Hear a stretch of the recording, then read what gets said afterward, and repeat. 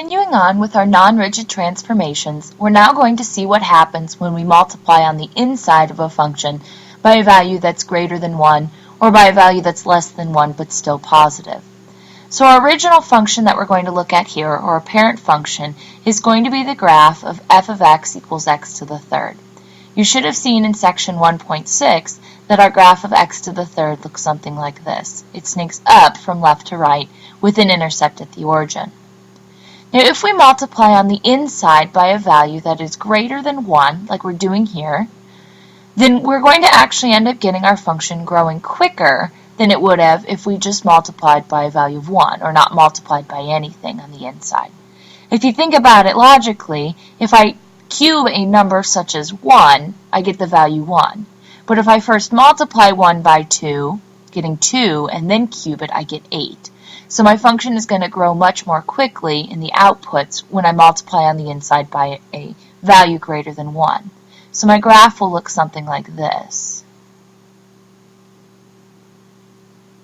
Now, even though I talked about that in terms of how this is growing vertically, really when we multiply on the inside by a value, we want to know what's happening to this thing horizontally. And what's happened here is these values have been shrunk inward compared to the graph of x to the third. So when we multiply on the inside by a value that's bigger than 1, we end up getting a horizontal shrink. Now, on the opposite end of that, we could go through and multiply by a value that's less than 1 but still positive. Now, it looks like we are dividing by 5 in this next situation for h of x.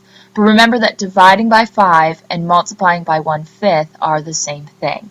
So really, we're multiplying x here by a value of 1/5, which is a number that is smaller than 1 but still positive.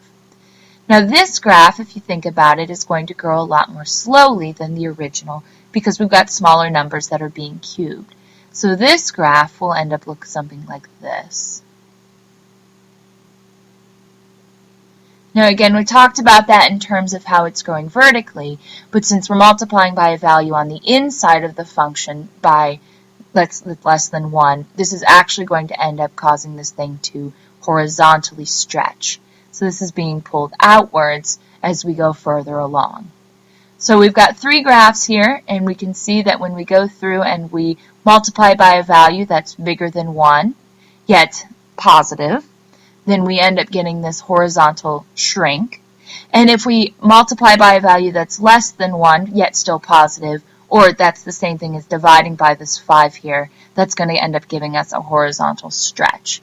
Now, if you think about it as a horizontal or as a vertical, that's okay, provided that you know how the graph should look when we are done.